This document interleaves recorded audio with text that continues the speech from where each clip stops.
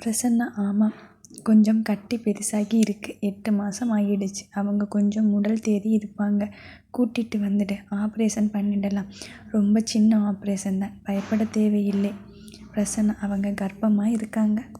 Doctor அதிர்ச்சியுடன், what, எத்தனை மாதம்? அஸ்வத் 2 மாதம். இன்னும் 7 மாதம் டெலிவரி. அப்புறம் அவங்க உடல் தேற 3 மாதம். கிட்டத்தட்ட 1 வருஷம் ஆகிடுமே. பிரசன்னா ஏதாவது ஆபத்தா? உயிருக்கு ஆபத்தில்லை. ஆனால் கட்டி வளர்ச்சி வேகம் இப்போ கர்ப்பமாக இருப்பதால் அதிகமாக இருந்ததுன்னா அது மூளை நரம்புகளை அழுத்த ஆரம்பித்தது என்றால் நான் சொன்ன மாதிரி தான். பார்வை இல்லை, கை கால் இயக்கம் பாதிப்பு, இந்த மாதிரி பிரச்சனை வரலாம். அதுக்கு நீங்கள் தயாராக இருங்க. அஸ்வத் முற்றிலும் உடைந்து போனான்.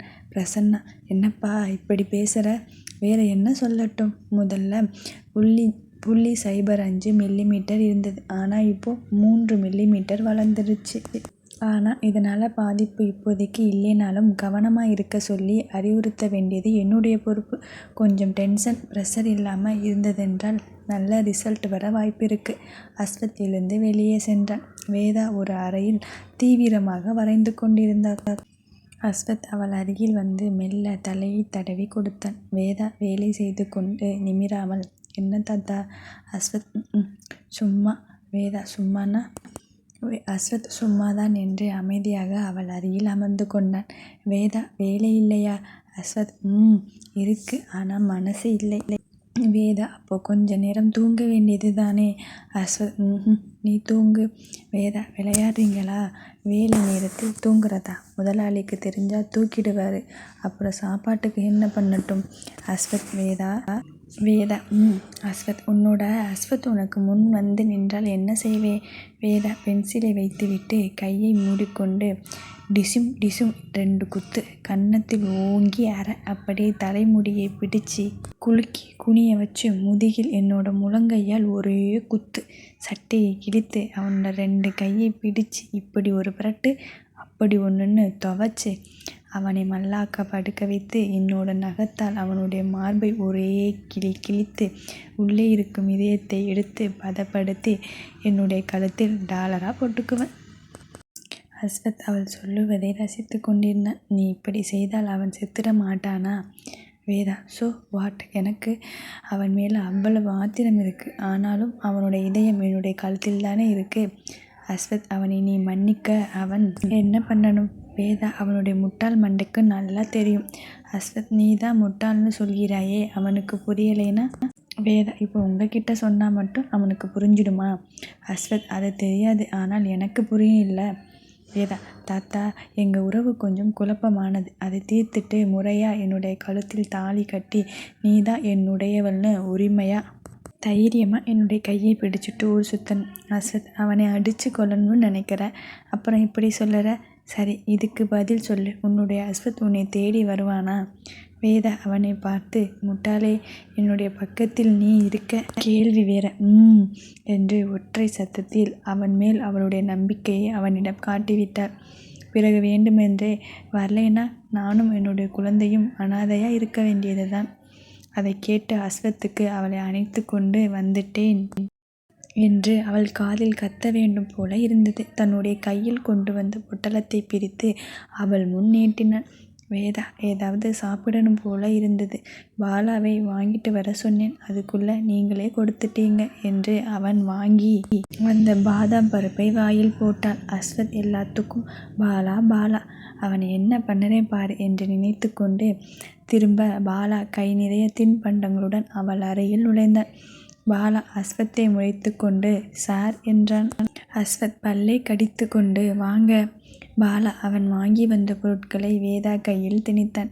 கோபி 65, சூடு ஆறுவதற்குள் சாப்பிடு என்று சொன்னான். வேதா பையை பிரிக்க அவளுக்கு கேக், இனிப்பு வகைகள் எல்லாம் வாங்கி வந்திருந்தான். எதுக்கு பாலா இவ்வளவு? பாலா, நீ சாப்பிடும் பொழுது யாராவது பக்கத்தில் இருந்தால் கொடுத்துட்டு சாப்பிடுவதானே என்று அஸ்வத்தை ஏளனமாக பார்த்தான். அஸ்வத் வேண்டுமென்றே அவன் வாங்கி வந்த கோபி 65ஐ பிரித்து சாப்பிட ஆரம்பித்தான். பாலா, சார், அது வேதாவுக்கு. அஸ்வத், கர்ப்பிணி பெண்கள் ரொம்ப காரமாக சாப்பிடக்கூடாது, குழந்தைக்கு சேராது. வேதா, அப்படியா தாத்தா? அஸ்வத், குழந்தைக்கு கண் எரியும்னு சொல்லுவாங்க. வேதா அப்போது அது எனக்கு வேண்டாம் என்றதும் பாலாவுக்கு கொதித்தது. பாலா அஸ்வத்தை தூண்டிவிட, வேதா நம்ம ஆஃபீஸ் உங்கள் ஹாஸ்டல்லேருந்து பக்கம்தான், தேவைப்பட்டால் நம்ம ஆஃபீஸ்லேயே நீ தங்கிக்கலாம், அலைய வேண்டாம். எப்படி என்னுடைய யோசனை? அஸ்வத் வெறியுடன் அவனை பார்த்தான். வேதா, பாலா உன்னோட யோசனை சூப்பர். எனக்கு என்ன, படுத்து தூங்க ஒரு இடம் சின்னதாக சமையலறை இருந்தால் போதும். பாலா, சரி, இதோ நம்ம ஆஃபீஸ் நானே டிசைன் பண்ணி இருக்கேன் என்று ஒரு காகிதத்தை பிரித்து அவளிடம் காட்டினான். இது நம்ம ஆஃபீஸ் ரூம். உனக்கும் எனக்கும் பக்கத்திலே டேபிள், வெளியே ஸ்டாப், பக்கத்தில் லேப். அப்படியே நம்ம ஆஃபீஸ் ரூமிலிருந்து கதவை திறந்தால் உன்னுடைய ரூம். நீ சொன்ன மாதிரி சின்னதாக சமையலறை, பாத்ரூம் எல்லாம் இருக்கும். வேதா, சூப்பர். அஸ்வத் இதை பார்த்து கொண்டிருந்தவன், வேதா நீ இங்கே தங்குறேன்னு சொல்லியிருக்க. வேதா, ஆமாம், ஆனால் பாலா ஆஃபீஸ் வரைக்கும் நான் போகணும். ஹாஸ்டல் இல்லைன்னா பாலா சொன்ன மாதிரி ஆஃபீஸில் தான் தங்கிக்குவேன், அதுதான் எனக்கு வசதி. அஸ்வத், பாலா ஒரு நிமிஷம் என்று அவன் கையை பிடித்து கொண்டு இழுத்து சென்றான். வேதா தனக்குள் சிரித்து கொண்டு அஸ்வத் சாப்பிட்டு வைத்த மீதத்தை எடுத்து ருசிக்க ஆரம்பித்தாள். தனி அறையில் அஸ்வத் பாலா வயிற்றில் குத்திவிட்டு, உனக்கு என்ன வேணும்? பாலா திரும்ப குத்திவிட்டு, எனக்கு ஸ்ரீ வேணும். அஸ்வத் பாலா தலைமுடியை பிடித்து, அவள் என்னுடையவள். பாலா அவன் பிடியில் கழுத்தை நிமிர்ந்து சிரித்து, அது அவளுக்கு தெரியுமா? அஸ்வத் பிடியை தளர்த்தினான். பாலா, என்னுடைய பொறுமையை சோதிக்காதே. அவள் என்னுடன் தங்கியிருந்தால்தான், ஏதும் அவசரம் என்றால் நான் அவளை பார்த்துக்குவேன். பாலா, பாலா நானும் பார்த்துக்குவேன். உன்னுடைய குழந்தைக்கு நான் அப்பாவா இருந்துட்டு போறேன் என்றவன் கன்னம் பழுத்தது. அஸ்வத், என்னுடைய குழந்தை என்ன அப்பா இல்லாதவனா? பாலா, இருக்கேனே, இப்போ சொல்லு. ஸ்ரீ ஏற்றுக்கிட்டா நான் போயிடுறேன். அஸ்வத், ஐயோ, அவள் என்னை இப்போ ஏற்றுக்க மாட்டாள். பாலா, நான் முயற்சி செய்தால் என்னை ஏற்றுக்குவாளே. அஸ்வத், பாலா போதும், உன்னுடைய ஆஃபீஸ் இங்கேயே வச்சுக்கோ. அவளால் அலைய முடியாது. பாலா, அப்போ எனக்கு கண்டிஷன் இருக்கு. அஸ்வத், எதுவா இருந்தாலும் பிரசன்னா கிட்ட சொல்லு. பாலாவை அஸ்வத் பிரசன்னா இருக்கும் அறைக்கு அழைத்து சென்றான். பிரசன்னா, நீ தானா பயந்துட்டேன். எங்கே உன்னோட பொண்டாட்டி வந்துடுவலான்னு அவசரமாக மாஸ்க் போட்டுக்கிட்டு இருக்கேன். பாலா, யாரு? யாரோட பொண்டாட்டி? பிரசன்னா, இவன் வேறு இருக்கானா? பாலா, இருக்கேன். என்னை மீறி ஸ்ரீ எப்படி இவனுக்கு பொண்டாட்டியாக மாறப்போறான்னு பார்க்கிறேனே. பிரசன்னா, எதுக்கு என்கிட்ட கூட்டிகிட்டு வந்தேன்? அஸ்வத், இவளும் வேதாவும் சேர்ந்து பிஸ்னஸ் பண்ண போகிறாங்களாம். அவனுடைய ஆஃபீஸ் வைக்க இடம் இங்கே கொடுத்துடு. பிரசன்னா, அப்போ நாம் எங்கே போகிறது? அஸ்வத், வெளியே இடம் பாரு. வேதா இங்கே இருப்பது தான் முக்கியம். பாலா வெற்றி களிப்புடன், தட்ஸ் குட். பிரசன்னா, சரி, அப்புறம் என்ன? இதில் நாம் பேச என்ன இருக்கு? நாம் கிளம்பிடலாம். அஸ்வத், இவனுக்கு ஏதோ கண்டிஷன் இருக்காம். பாலா, ஆமாம், மாதம் 1 லட்சம் வாடகை. அஸ்வத், டேய் விளையாடாதே, வாடகை எல்லாம் வேண்டாம். பாலா, வெயிட், ரொம்ப அவசரப்படாதே, நீ எனக்கு கொடுக்கணும். பிரசன்னா, இது டூ மச். அஸ்வத் கோபத்தில், அப்படி என்னிடம் பணம் வாங்கிதான் உங்கள் பிழைப்பு நடத்தணுமா? உங்கள் திறமை அவ்வளவுதானா? பாலா அஸ்வத் சட்டையை பிடித்து, அடக்கி பேசு. என்னுடைய திறமையை கேவலப்படுத்த உனக்கு உரிமை இருக்குது. ஆனால் ஸ்ரீயோட திறமை பற்றி தப்பாக பேசினா கொன்னுடுவேன். பிரசன்னா, போதும்டா, அவனை கொன்னுட்டு வேதாவை விதவையாக பார்க்க போறியா? பாலா, தேவையில்லாததை பேசாதே. ஸ்ரீக்கு இன்னும் கல்யாணம் ஆகலை. இதுதான் உண்மை.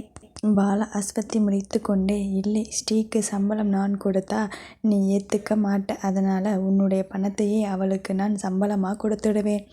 அஸ்வத், நான் கொடுக்கும் பணத்தை அவளுக்கு கொடுத்துவிட்டு அவள் உன்னுடைய பார்ட்னராக இருந்தாலும் அவளுடைய உழைப்பை நீயே எடுத்துக்கலாம்னு பார்க்கிறாயா? பாலா, இல்லை, பிஸ்னஸ் ஆரம்பிக்கும் வரை அவளுடைய கை செலவுக்கு என்ன செய்வாள்? என்னுடைய கையை விட்டு கொடுக்க நான் தயார். உங்கள் ஃப்ரெண்டு ஏற்றுக்குவாரா? பிரசன்னாவை கேட்டான். பிரசன்னா, பயங்கரமான ஃப்ரெண்டாக இருக்கான். உன்னுடைய பணத்தை வாங்கியே உன்னோட பொண்டாட்டிக்கு சம்பளமாக கொடுப்பானா? கிரேட். பாலா, தேங்க்ஸ். அப்புறம் நாங்கள் வேலை செய்யும் பொழுது யாரோட இடையூறும் இருக்கக்கூடாது. இன்டீரியர் செய்து கொடுத்துடணும். எங்கள் வேலை நேரத்தில் யாரும் குறுக்கே வந்து கொஞ்சம் கூடாது. பிரசன்னா, டே கொஞ்சம் நிறுத்து. யாரை கொஞ்சம் போகிறா? அவன் பொண்டாட்டியே கொஞ்சம் போகிறான். அது நீ ஏன் குறுக்கே நின்றுட்டு இருக்க? பாலா, யாரும் யாருக்கும் பொண்டாட்டி இல்லை. முதல்ல அதை புரிஞ்சுக்கோங்க. முன்னாள் நண்பருக்கு நண்பரே.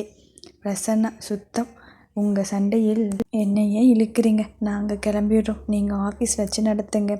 அஸ்வத் இவ்வளவு பேசுகிறான் இல்லை, அதே மாதிரி நானும் வேதாவும் கூடி இருக்கும் வீட்டுக்கு அவன் வரக்கூடாது. அதை முக்கியமாக சொல்லு. பிரசன்னா பக்கத்தில் தானே இருக்கா, நீ சொல்வது அவனுக்கு கேட்கும். பாலா ஸ்ரீ வர சொன்னா வருவேன், என்னை தடுக்க முடியாது. அஸ்வத் ஓங்கி சுவரை குத்தினான். பாலா சிரித்து கொண்டான். வேதாவோ அஸ்வத்தை எப்படி கொடுமைப்படுத்தலாம் என்று யோசித்து கொண்டிருந்தார். பிரதீப் சைட்டை பார்த்து வாயை பிளந்தான். அப்பா, யாருடையது இது? ராகவன், பிரசன்னாவோட தாத்தாவுடையது. பிரதீப், டாக்குமெண்ட் செக் பண்ணிட்டீங்களா? ராகவன், செக் பண்ணிட்டேன். பிரதீப், ரெஜிஸ்டர் ஆஃபீஸில் ஈசி செக் பண்ணிட்டீங்களா? ராகவன், பண்ணிட்டேன்டா. பிரதீப், இது 10 ஏக்கரா? ராகவன், மொத்தம் 20 ஏக்கர். அண்ணன் தம்பியுடையது. இப்போ நம்ம ப்ராஜெக்ட் அண்ணனுடைய இடத்தில் 10 ஏக்கரில் நடக்குது. பிரதீப், இந்த இடத்தில் இவ்வளவு பெரிய இடமா என்று கேட்டுக்கொண்டே பக்கத்தில் இருந்த கடையில், இங்கே என்ன விலை போகுது? கடைக்காரர், சரியா தெரியாதுங்க.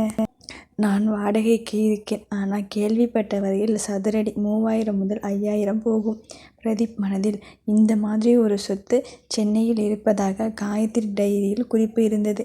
அது பற்றி விளக்கமாக இல்லை, கண்டுபிடிக்கிறேன் என்று மனதில் சொல்லி கொண்டான். அஸ்வினை ஓர பார்வை பார்த்து கொண்டே, மதிப்பா 130, 32 கோடி. ப்ராஜெக்ட் மட்டும் 1000 கோடி. அப்பா, அந்த ஆளை பார்க்க தோணுது. ராகவன், பார்த்து என்ன பண்ண போறே? பிரதீப், தத்து பையனா போயிறேன் என்றதும் அஸ்வின் சிரித்தான். அஸ்வின் இதைவிட பெரிய ஜாம்பவான்களை பார்த்திருப்பதால் பணத்தை பற்றி பெரிய விஷயமாக நினைக்கவில்லை அவன். பிரதீப், என்னடா சிரிப்பு? பணத்தோட அருமை தெரியுமா? கால் தரையில் படாமல் நிற்கிறாயே, அது காரணம் அந்த செருப்பு. பணம் கொடுத்துதான் வாங்கணும். அஸ்வின், அது 100 ரூபாய்க்கும் கிடைக்கும். எனக்கு அது போதும். பிரதீப், ஆனால் 1000 ரூபாய் செருப்பு கொடுக்கும் சொகுசு உன்னுடைய 100 ரூபாய் செருப்பு கொடுக்காது. அஸ்வின் நினைத்து கொண்டான். கடைசியாக அவன் போட்டது 5000 ரூபாய் செருப்பு. வித்யா வாங்கி கொடுத்தது. ஆனால் அதைவிட இப்போ போட்டு இருக்கும் செருப்பு ரொம்ப லேசாக வசதியாக இருந்தது. சொந்த காசு என்ற பெருமை இந்த செருப்புக்கு இருக்கு. அந்த அருமை உட்கார்ந்து சாப்பிடுவனுக்கு எப்படி தெரியும்? பிரதீப் பதில் பேசாததை பார்த்து, என்ன பிரதர், டிசைன் நல்லபடியாக ரெடி பண்ணிட்டீங்களா? அஸ்வின் அவன் சொல்வதை கண்டு கொள்ளாமல் தன்னுடைய காகிதத்தில் திசைகளை குறித்து கொண்டிருந்தான். சரியாக மதியம் 1 மணி. பிரசன்னா, அஸ்வத் இருவரும் அஸ்வின் ராகவனை சந்தித்தனர். அஸ்வத் அஸ்வின் கையில் ஒரு ஃபைலை திணித்து, படித்து பாருங்க. பிரசன்னா ராகவனை, சார், அவர் ஃபைலை படித்து முடிக்கிறதுக்குள்ள நம்ம பேச வேண்டியதை பேசிக்கலாம் என்று தனியாக அழைத்து சென்றான். அஸ்வத் நீட்டிய ஃபைலில் இருந்த காகிதத்தை படித்தவன் அப்படியே உறைந்து உட்கார்ந்தான். அஸ்வின், அம்மாவோட உழைப்பை சுரண்டி சாப்பிடும் கும்பலை பழிவாங்கும் வேளையில் நான் இருக்கேன். நீ படித்த தற்கொலை கடிதத்தில் தெரிஞ்சிருக்கும் அம்மா எவ்வளவு கொடுமையை அனுபவிச்சிருப்பாங்கன்னு. அவங்களோட பெரிய பயம் நான் அனாதையாக ஆகிடுவேனோன்னு.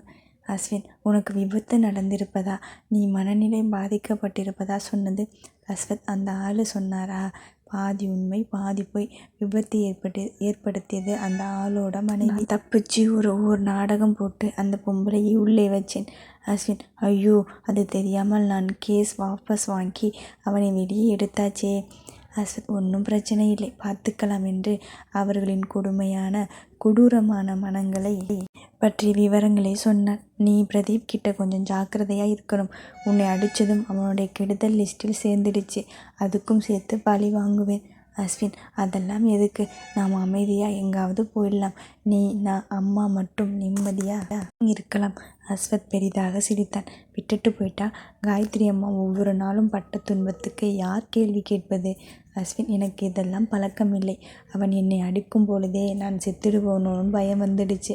அம்மா எனக்காக மட்டும், என்னுடைய ஒரே வார்த்தைக்காக, என்னுடைய நிம்மதிக்காக அவங்க தம்பி குடும்பம், வசதியான வாழ்க்கை எல்லாமே விட்டுட்டு வந்திருக்காங்க.